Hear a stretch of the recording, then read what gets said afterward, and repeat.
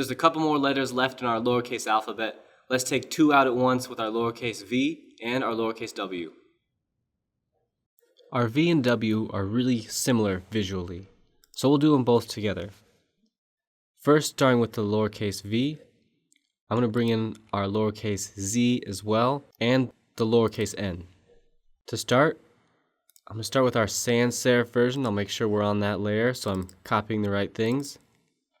I'm going to copy this diagonal from the z. It'll end up being narrower and flipped. So we'll flip it really quickly.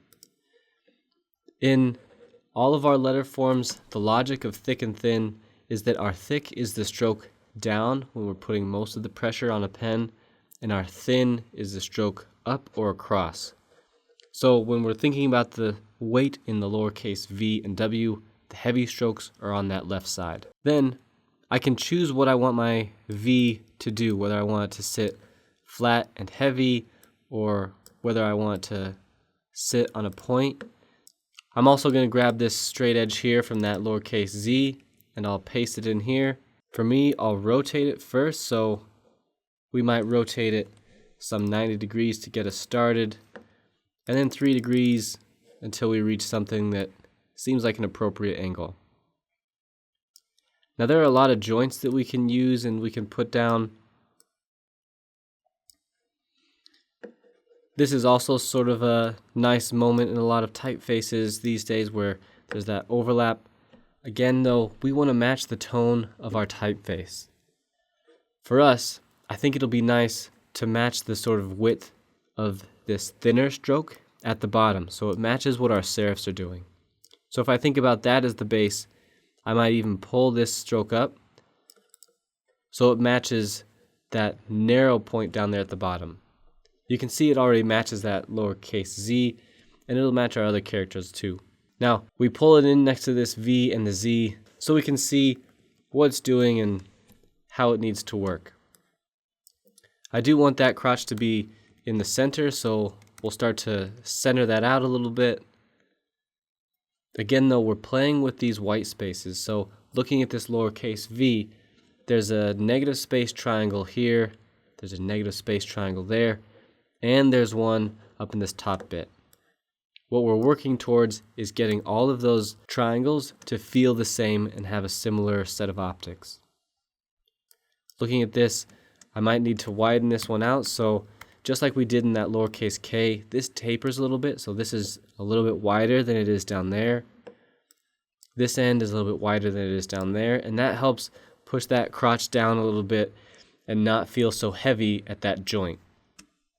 Looking at that, that's a pretty good start to a lowercase v. I could also add my lowercase n as a component to see how my width is, and yep, that feels pretty good. It might be a little wide, but that overshoot makes sense because those pointed edges, just like our lowercase k, don't carry quite as much weight. So it can be just a little bit wider, so it is holding out and working on something like that. Then for our serif version, we'll copy this and we'll paste it in here. And now we'll go back to that n, the reason that we brought this n in the first place.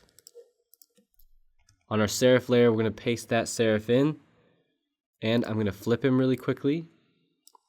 And just like we did on the lowercase k, we'll add this serif in to this diagonal bit.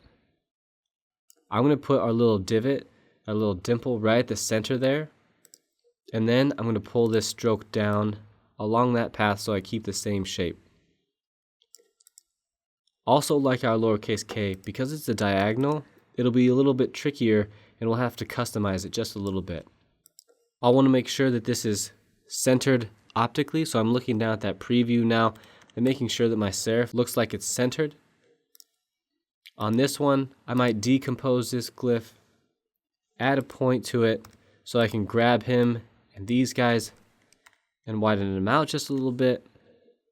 I can grab these points and that guy and widen them out a little bit. I'm looking to take up the same visual space. Then the last thing I'll do is I'll move down this point a little bit, and just like we did in the lowercase k, we don't need it to flare quite as much because that serif helps us take up that space. So I'm going to narrow him out a little bit more than what was happening in that sans serif version.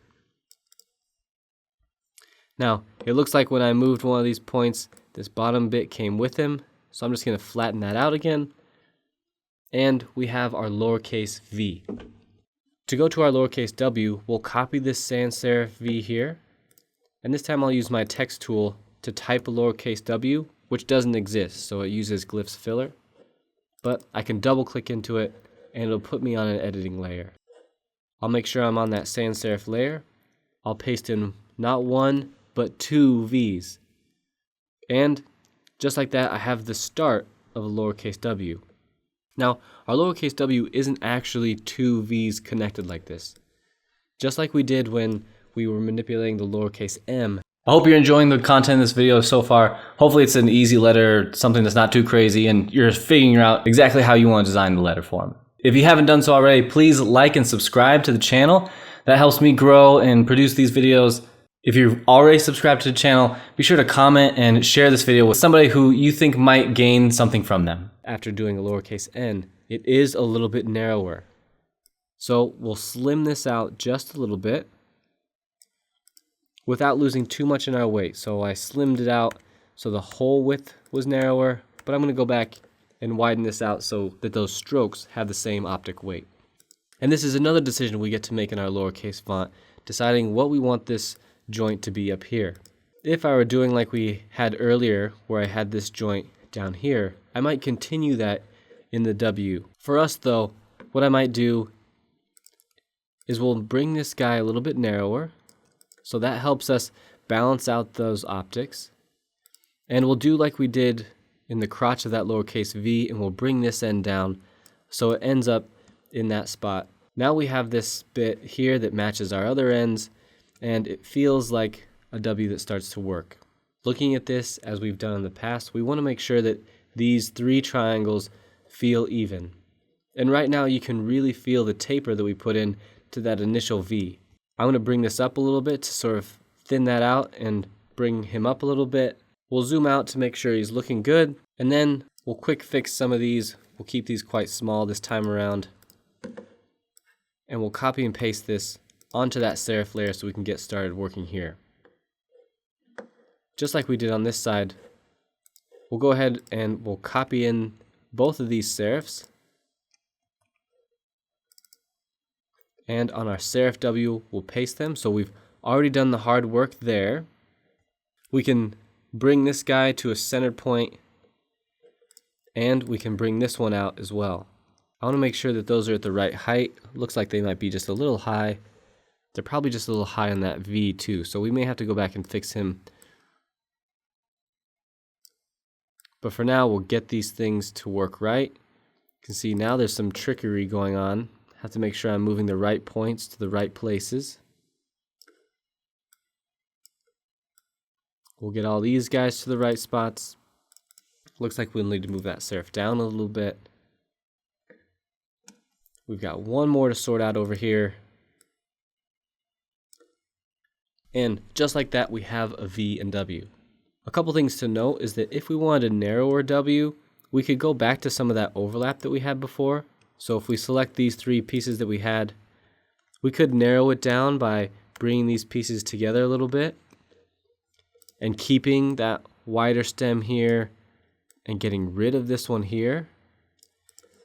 So like that, we might end up with this narrower set of V's, and then we'd even have to bring in our serif edge a little bit. I think that's looking pretty nice actually, so we'll keep him there. I might adjust this and say, you know what, I need this wider serif because now a wider stroke is going into that serif. I might even think about moving this heavy stroke over a little bit so that my serif gets closer to being centered, and I'll make sure he's on the right height. I'll move him to the left a little bit, and that's starting to feel pretty good as a lowercase w. As we've done in the past, it's time to start thinking about typing some of these things out. So back in here in this lowercase w, let's set some side bearings here that are pretty narrow because they're diagonals and they take up a little bit less space. And we can start to type things. I'm just going to spam the two that we've just drawn, and then some other characters that are some nice to look at between them. I'll go back to this V and we'll set some side bearings here so that at least it has some regular rhythm to it.